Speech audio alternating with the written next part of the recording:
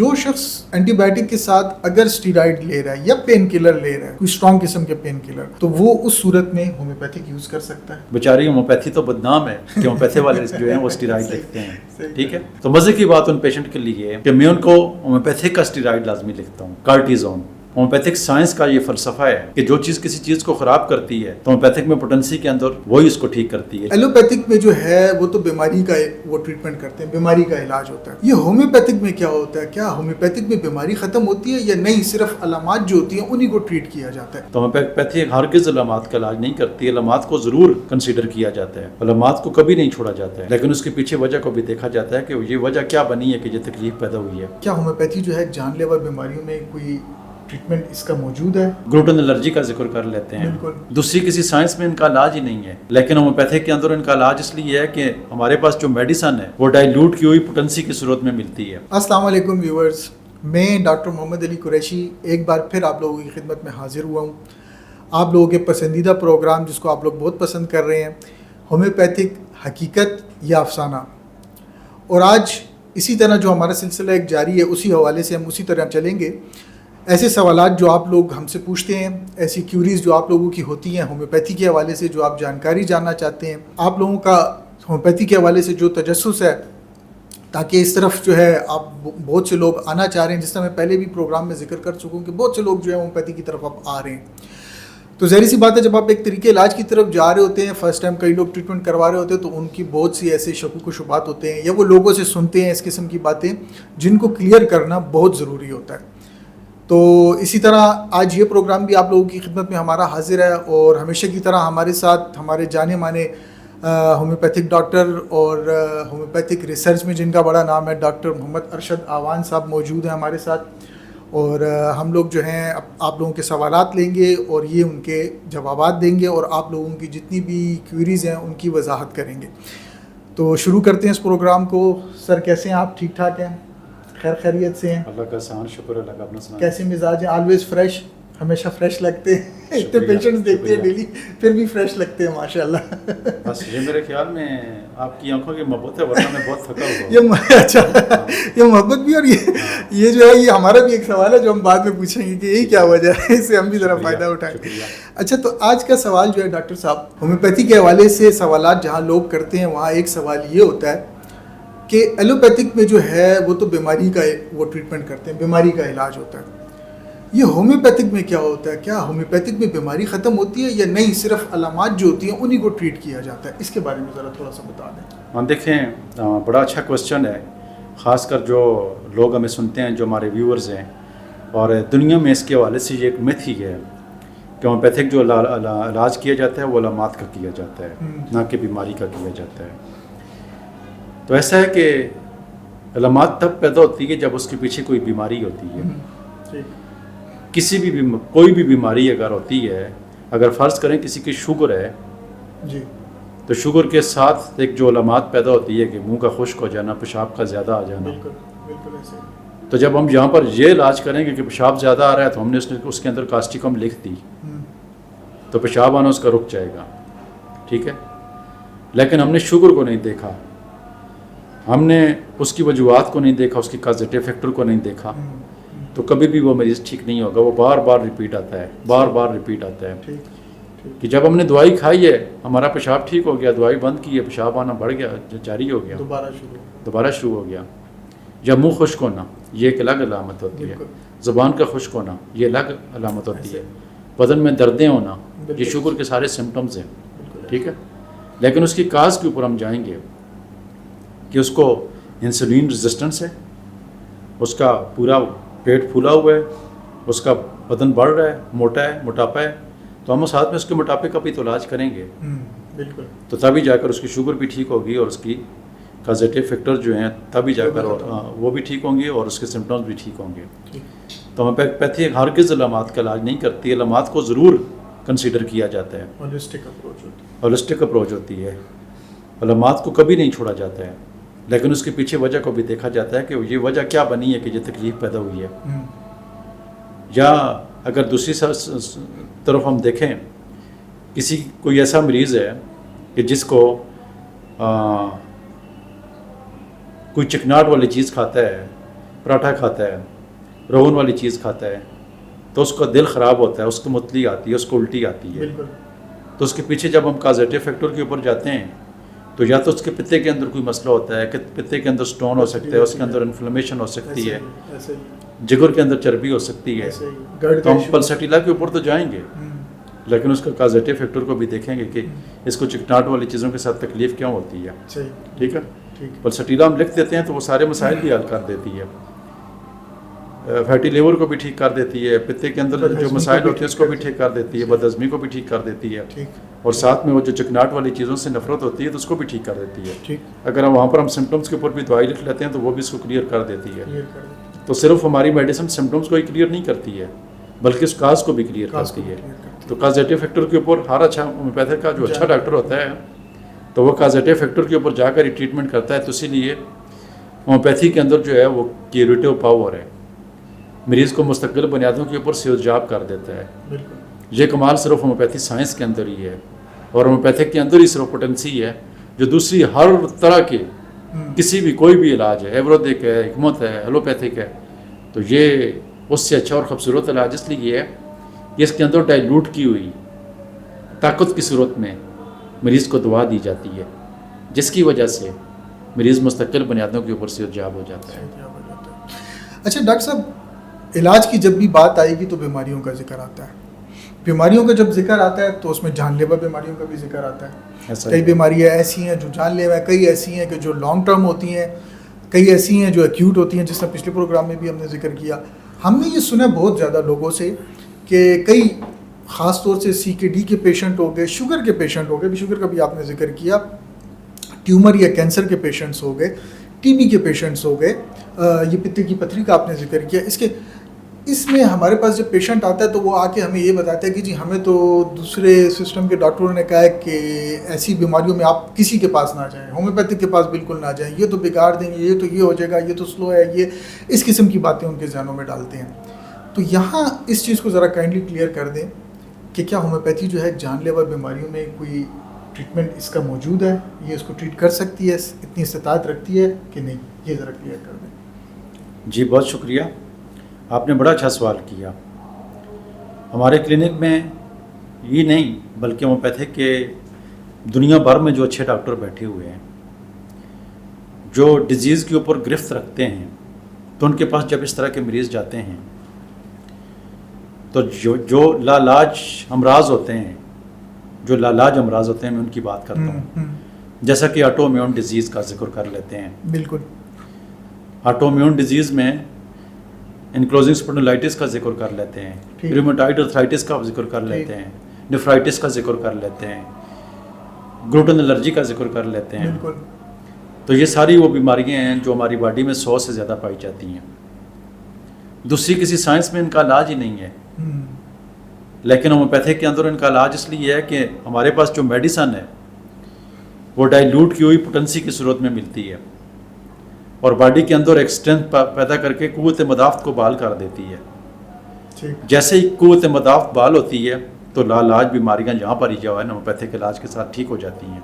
ठीक। और एक नहीं, दो नहीं, चार नहीं, अभी ग्लूटेन एलर्जी के हवाले से मैं जिक्र करूँ, मैं इस वक्त ग्लूटेन एलर्जी के इलाज के हवाले से पूरी दुनिया में वायरल हूँ।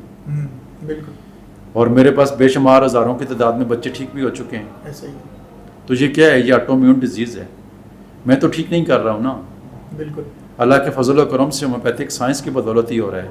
ऐसे ही। तो होम्योपैथिक के अंदर जो है, होम्योपैथिक की जो पोटेंसी है ये उसके अंदर कमाल है। बिल्कुल। जिसको कोई दूसरी साइंस इसको साइंस मानने के लिए तैयार ही नहीं है। चैट GPT के ऊपर जाए ना तो लिखें तो वो कहें कि वो उसको इसलिए नहीं मानते हैं, कहते हैं कि ये तो डाइल्यूट की हुई है, ये तो प्लासिबो है। ठीक है, तो इसी प्लासिबो से हमें रिजल्ट मिल रहे होते हैं क्लिनिक के अंदर। बिल्कुल। और हम इसको अप्रूव कर चुके हैं दुनिया के सामने, रिपोर्टों की सूरतों में, टेस्टों की सूरत में। हमारे पास इनकी रिपोर्टें जो ऑटोइम्यून डिजीज़ के जो जितने भी पेशेंट होते हैं, और हर ऑटोइम्यून डिजीज़ का इलाज होम्योपैथिक के अंदर मुमकिन है। और यहाँ पर मरीज़ क्योर हो रहे होते हैं। तो यही एलोपैथिक और होम्योपैथिक में फ़र्क है। तो एलोपैथिक साइंस जो है वो बीमारियों को सप्रेस कर देती है और होम्योपैथिक साइंस जो है वो बीमारियों को क्यूर कर देती है। यही फ़र्क है।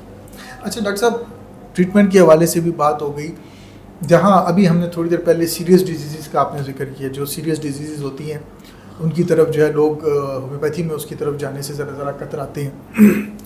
जब सीरियस डिजीज़ की बात करते हैं और इसकी ट्रीटमेंट की बात करते हैं तो ये भी ज़रा वाज़ेह कर दें, क्योंकि बहुत से लोगों का ये क्वेश्चन भी है कि जी ये तो बहुत स्लो तरीके इलाज है। तो ऑलरेडी एक बंदा जो है वो सीरियस किस्म की डिजीज़ में पड़ा हुआ है और उसको होम्योपैथिक ट्रीटमेंट करवाना है, तो लोगों ने उसके जहनों में ये डाला हुआ है, ये उसने सुना हुआ है कि जी ये तो बड़ा स्लो तरीका इलाज है, तो वो आने से कतराएगा कि जी मुझे तो ऑलरेडी इतनी सीरियस डिजीज़ है तो मैं किस तरह होम्योपैथिक ट्रीटमेंट कराऊंगी, तो बहुत टाइम लेती है, उस दौरान में कहीं मज़ीद मेरी कंडीशन बिगड़ ना जाए।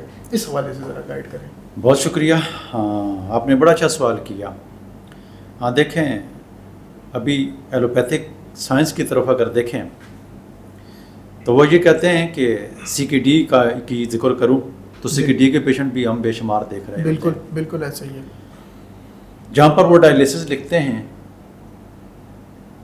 यहाँ पर मॉर्फिनियम की एक डोज ही, एल्सीरम की एक डोज ही, क्यूप्रोमेट की एक डोज ही, कास्टिकम की एक डोज ही, उनके क्रिएटिनिन जो बड़ा हुआ होता है, यूरिया जो बड़ा हुआ होता है तो उसको नीचे ले आता है। ऐसा ही है। ठीक है। ऐसा ही। और वो मरीज़ अगर मुस्तकिल बुनियादों के ऊपर ठीक नहीं भी होता है तो सालों डायलिसिस से दूर चला जाता है।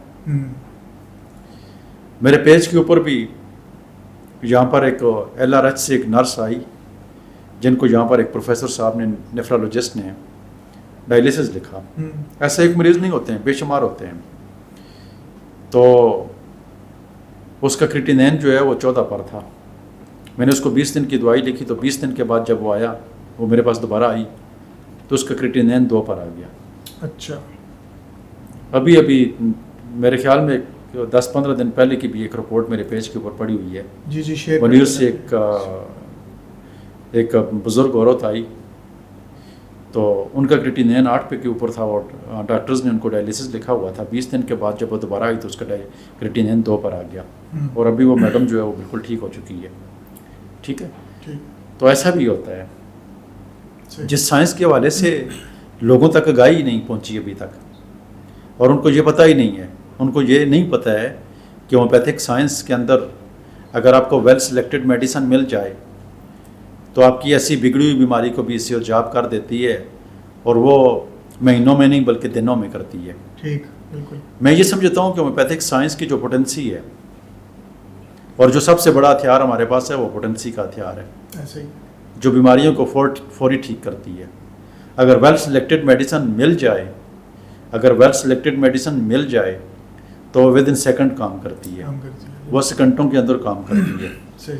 हमारे पास क्लिनिक में आने वाले एक्यूट कंडीशन के जो पेशेंट होते हैं, तो अगर फ़र्ज़ करें किसी को थ्रोट इन्फेक्शन है ना, तो मेरा ये यकीन है, मेरा ये ईमान है कि अगर हम इसको नटम्यूर CM की एक डोज दे दें ना, नटम्यूर CM की एक डोज दे दें और बगैर कोई और दवाई दिए उसको भेज दें, तो वो 2 से 3 दिन के दिन के अंदर उस बीमारी का जोर वहाँ से ही टूट जाता है। सही। फिर ऑटोमेटिकली 2 से 3 दिन में मरीज़ ठीक हो जाता है। ठीक। मैं सिर्फ एक डोज की बात करता हूँ, मैं रिपीटेड डोज की बात नहीं करता हूँ। सही। तो बहुत सारी बीमारियाँ जहाँ पर हमारी गिरफ्त स्ट्रांग है हमारी क्लिनिक में, तो वो इस तरीके से ठीक हो रहे होते हैं। इसी तरीके से अगर किसी को डायरिया है, किसी को दस्त लगे हुए हैं, तो अगर बेसिलिनियम देकर CM की एक डोज दे देते हैं तो बाकी दवा ना भी दें, वो उतर जाते हैं तो वो ड्रिपें लगा देते हैं। ऐसे ही है। उसमें 500 किस्म के इंजेक्शन डाल दिए जाते हैं, उसमें पता नहीं क्या क्या एंटीबायोटिक इस्तेमाल किया जाता है, लेकिन यहाँ पर वो एक डोज से ठीक हो रहे होते हैं। मेरी क्लिनिक में अक्सर मरीज़ आते हैं, मैं उनको यही दवाई लिख कर भेज देता हूँ, वो दोबारा आते हैं, ठीक होते हैं, उनको और दवाई की ज़रूरत नहीं होती है। बल्कि ऐसा भी होता है कि मेरे नज़दीक LRH है, पब्बी में नज़दीक पब्बी हॉस्पिटल है, वहाँ पर अस्पतालों से भागकर मेरे पास मरीज़ आ जाते हैं। आप देखते ही हैं, मैं देखता हूँ ऐसे तो वहाँ पर हमारे क्लिनिक के अंदर मरीज़ ठीक होते हैं। ऐसे ही। तो ये होम्योपैथिक की कमाल है, होम्योपैथिक की पोटेंसी की कमाल है। अच्छा डॉक्टर साहब, आपने अपनी इस गुफ्तगू में एंटीबायोटिक का जिक्र किया, इसी से एक क्वेश्चन और जो लोग अक्सर पूछते हैं, एक तो हो गया वो पेशेंट कि जिसने अभी ट्रीटमेंट किसी हवाले से शुरू ही नहीं किया और वो होम्योपैथिक की तरफ आना चाह रहा है, तो वो अगर कंफ्यूज है तो ये तो आपके जवाबों से वो क्लियर हो गया। अब ऐसा मरीज़ जो ऑलरेडी ट्रीटमेंट करवा रहा है किसी बीमारी के हवाले से, वो उसमें एंटीबायोटिक्स ले रहा है, वो उसमें एलोपैथिक मेडिसिन दूसरी ले रहा है, जैसे शुगर के पेशेंट भी आप देखते हैं बहुत से शुगर के पेशेंट हमारे पास आते हैं ऐसे, या जो ट्रीटमेंट की तरफ आ रहे होते हैं वो ऑलरेडी एलोपैथिक मेडिसिन ले रहे होते हैं, कुछ बल्कि कई लोग जो हैं वो इंसुलिन लगा रहे होते हैं। अब उन लोगों को जो है ये कन्फ्यूजन होती है कि जी अब हम होम्योपैथिक के साथ एलोपैथिक यूज़ कर सकते हैं या नहीं कर सकते, तो इस चीज़ को भी ज़रा थोड़ा सा वाज़ेह कर दें। बहुत शुक्रिया। ये क्वेश्चन जो आपका है बड़ा अच्छा क्वेश्चन है, और बेशुमार मरीज़ जो हमारे पास क्लिनिक में आते हैं इलाज करवाते हैं, तो ऐसा होता है, अक्सर ऐसा होता है कि अगर फ़र्ज़ करें एक चरसदे से मरीज़ आया, हमारा शुगर का इलाज कर रहा है, तो उसका सीना ख़राब हो गया, गला ख़राब हो गया, तो अभी चरसदा से हमारे पास तो नहीं आएगा।